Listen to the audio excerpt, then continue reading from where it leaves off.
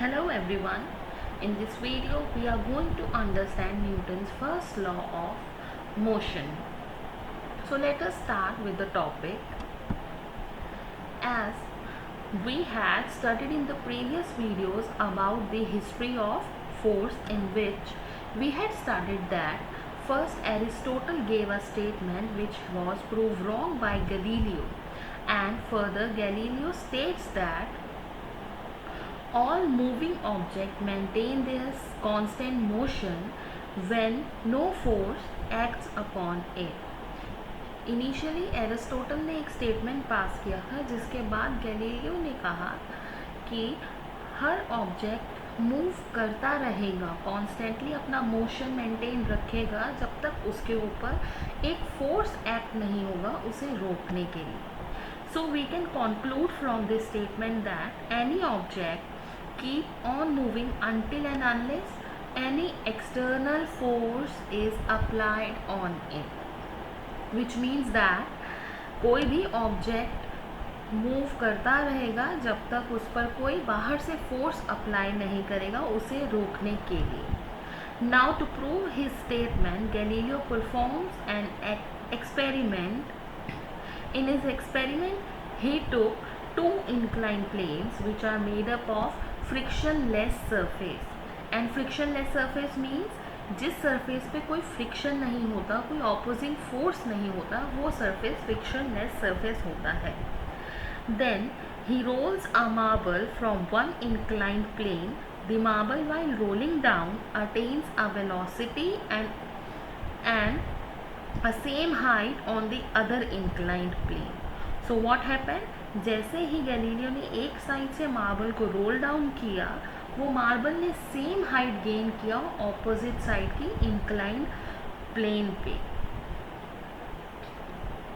So this was his observation for his first part of the experiment. Now in second part of his experiment, Galileo reduces the elevation of one inclined plane and again roll the marble and observe that marble is still attaining the same height. फिर second part में Galileo ने एक side का inclination कम कर दिया and again marble rolls down to the same height. At last he removes one side inclined plane and after rolling the marble it was observed that marble attains a constant motion on it. It travels forever and thus Galileo states that unless an external force will applied on the marble it will remain in the state of motion. In the last part what he does, उसने एक side से inclination पूरा remove कर दिया and then जब उसने roll down किया marble and वो मार्बल मोशन में ही चलता रहा, keeps on maintaining it state of motion, because जो सरफेस था दैट वाज फ्रिक्शनलेस सरफेस, उसके ऊपर कोई ऑपोजिंग फोर्स नहीं था उसे रोकने के लिए, जिसकी वजह से मार्बल चलता ही रहा. And then he conclude that जब तक इसके ऊपर कोई फोर्स नहीं लगेगा, एक्सटर्नल फोर्स, तब तक हमारा मार्बल मूव करता रहेगा. This approach of Galileo was appreciated by everyone and to justify it more deeply, Newton refines the work of Galileo by formulating three laws of motion on the basis of Galileo's postulate. Now, in this video, we are going to talk about Newton's first law of motion. This law states that the object will remain in the state of rest or motion unless or until an external force is applied on it. First law of motion क्या कहता है? ये कहता है कि एक object हमेशा अगर वो मोशन के स्टेट में है तो वो मोशन मेंटेन करेगा, और अगर वो रेस्ट की स्टेट में है तो वो रेस्ट की स्टेट को मेंटेन करेगा अनलेस और अनटिल कोई भी एक्सटर्नल फोर्स उसके ऊपर अप्लाई नहीं होगा. To understand this statement let us take few day to day examples. If there is a book in your bookshelf or table, the book will remain in the state of rest unless or until you will apply a force to pick it up. So you can say that any object will remain at the state of rest unless an external force is applied on it. जब तक ये book book shelf में है और आप उस पर force apply नहीं करेंगे उसे उठाने के लिए, तब तक ये बुक रेस्ट में ही रहेगा. तो इस एग्जाम्पल से वी कैन कंक्लूड दैट कोई भी ऑब्जेक्ट अपनी स्टेट रेस्ट से मोशन में नहीं आएगा जब तक उस पर कोई एक्सटर्नल फोर्स नहीं लगेगा. Similarly, we are unable to stop a moving car unless we apply force in the form of brakes on it. So we can conclude that any object will remain in the state of motion unless a force is applied on it. अगर car move कर रही है, exception की petrol ख़त्म हो जाता है या डीजल ख़त्म हो जाता है, कार तब तक नहीं रुकेगी जब तक हम ब्रेक्स अप्लाई नहीं करेंगे. और ब्रेक्स को अप्लाई करने के लिए भी we apply a force on it. So from here हमने क्या ऑब्जर्व किया, कोई भी मूविंग ऑब्जेक्ट रेस्ट स्टेट में नहीं जाएगा जब तक कोई फोर्स अप्लाई नहीं होगा उस पर.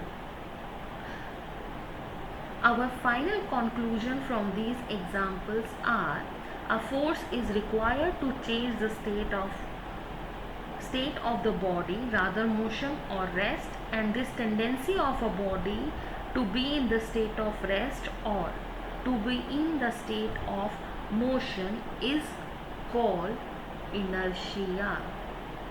तो जो ये टेंडेंसी है बॉडी में कि अपने स्टेट को ही कंटिन्यू रखना, रादर इट इज़ मोशन और रेस्ट, इस टेंडेंसी को इनर्शिया कहते हैं. Because of this inertia, Newton's first law of motion is also known as law of inertia. तो इनर्शिया की वजह से ही न्यूटन के फर्स्ट लॉ ऑफ मोशन को लॉ ऑफ इनर्शिया भी कहा जाता है. So inertia we had discussed that tendency of a body to be in the state of rest or to be in the state of motion. Now inertia is broadly classified into the three types, or we can say inertia is of three types: inertia of rest, inertia of motion, inertia of direction. Means अगर कोई object rest में है तो वो rest में ही रहेगा और इस टेंडेंसी को इनर्शिया ऑफ रेस्ट कहते हैं. और अगर कोई ऑब्जेक्ट मोशन में है तो वो मोशन में ही रहेगा and unless external force is applied on it. तो जो टेंडेंसी है ऑब्जेक्ट की to be in the state of motion is called inertia of motion. And the last type of inertia is inertia of direction. Means अगर object एक particular direction में move कर रहा है तो वो ट्राई करेगा कि उसी मूव डायरेक्शन को मेंटेन करे, and this tendency is known as inertia of direction. Let us understand the types of inertia with the help of few examples. So in this video we are able to see that initially both net and the leaves are in rest. The moment this person falls on the net shares the motion with the person, but for few nanoseconds leaves remain in the state of rest due to inertia of rest. तो यहाँ क्या हो रहा है, जैसे ही person net के ऊपर गिरता है वो नेट पर्सन के साथ मोशन करके नीचे फॉल हो जाता है, but for few nano seconds leaves अपना स्टेट ऑफ रेस्ट को मेंटेन रखती है. पर after that nano seconds gravitation force, जो ग्रेविटेशनल फोर्स है वो लीव्स को अपनी तरफ खींच लेता है. सो लीव्स ने जो टेंडेंसी लगाई अपनी रेस्ट को मेंटेन रखने के लिए उसे कहेंगे inertia of rest. So next example for inertia of motion is an object in motion continue to be in the state of motion unless an external force is applied on it. जैसे हम move करेंगे, car चला रहे हैं, तो in that case unless we apply the brakes on the car, तब तक car move करता ही रहेगा, रादर देन कि पेट्रोल ख़त्म हो जाए या डीजल ख़त्म हो जाए. Remove all this exceptions. So last is inertia of direction. While playing cricket, what happens? The bowler throw the ball towards the batsman, और बैट्समैन क्या करता है? बॉल को हिट करता है एनी अदर डायरेक्शन. सो अगर बैट्समैन बॉल को hit ना करे, in that case ball will continue in moving the same direction in which the bowler has thrown the ball. Ball क्या करेगा? उसी डायरेक्शन में मूव करता रहेगा जिस डायरेक्शन में बॉलर ने बॉल को थ्रो किया है. जैसे ही बैट्समैन बॉल को हिट करेगा और उसकी डायरेक्शन चेंज हो जाएगी. तो बॉल ने क्या किया? अपनी डायरेक्शन को मेंटेन रखा. जो ये टेंडेंसी है इनर्शिया, इसको क्या कहेंगे? Inertia of direction. Fine. So let us move towards some conceptual questions that are most commonly appears in the exam. So first is, why the passenger tends to fall backward when a bus starts suddenly. अगर कोई person या passenger बस में खड़ा है या बैठा है, तो जैसे ही बस स्टार्ट होगा वो पैसेंजर पीछे की तरफ या बैकवर्ड डायरेक्शन में फॉल करेगा. ऐसा क्यों होगा? Initially the bus and the passenger both are in rest state. दोनों रेस्ट में है. The moment the bus starts and start moving, so the portion of the human body or passenger body that is in the contact with the bus shares this motion with the bus.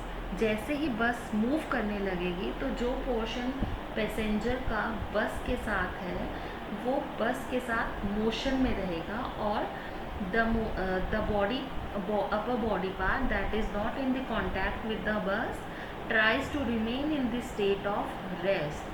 That body part that is not in the contact of the bus will try to maintain inertia of rest, जिसकी वजह से lower body part तो आगे move करेगा, but the passenger will feel jerk on the upper body part in the backward direction. So this is the main reason behind it. Next is, dust can be removed from a carpet by beating. How? Same. Initially the carpet and the dust particles both were in rest or both are in rest. जैसे ही ये persons उसे carpet को ज़ोर ज़ोर से हिलाते हैं तो dust particle will try to maintain the inertia of rest. वो रेस्ट में ही रहना पसंद करेंगे. तो कारपेट तो मोशन में आ गया, बट डस्ट पार्टिकल्स रेस्ट में रह गए, अपनी पोजीशन पे ही रह गए, और कारपेट वहाँ से मूव कर गया, जिसकी वजह से डस्ट पार्टिकल्स अपनी जगह पे रहने की वजह से ग्रेविटेशनल फोर्स के कारण नीचे गिर जाएंगे. So that is how dust can be removed from a carpet by beating it up. And next is, bullet fired against the glass make a hole in it and rest of the glass is not broken. What happens? जैसे ही आप एक बड़े से piece glass के piece पे fire करोगे तो एक छोटा सा होल हो जाएगा, रादर कि पूरा ग्लास टूट जाए. अब ये क्यों हुआ? जो पोर्शन ग्लास का बुलेट के साथ मोशन शेयर करेगा वो अपनी जगह से हिलकर बुलेट के साथ आगे चला जाएगा, but rest of the glass piece will tries to maintain the inertia of rest. That is why जो पोर्शन बुलेट के कांटेक्ट में आया वो मोशन के कारण आगे चला गया और बाकी ग्लास वहीं पे रह गया और एक होल बन गया हमारे ग्लास पीस में. Next is example of inertia of motion. The passenger tends to fall forward when a bus stops suddenly. Now what happens? अगर कोई पैसेंजर बस में ट्रैवल कर रहा है या ट्रेन में ट्रैवल कर रहा है and the bus or train stops suddenly, so what will happen? Same as we had studied in the inertia of rest case, जो lower body part है that is in contact with the bus will share the rest state of rest with the bus, but जो हमारा body part बिना contact के है बस के वो हमारा इनर्शिया ऑफ मोशन मेंटेन करेगा और आगे मूव करने की कोशिश करेगा, जिसकी वजह से हमारी upper body part will feel a jerk in the forward direction, and this is because of inertia of motion. Thank you very much.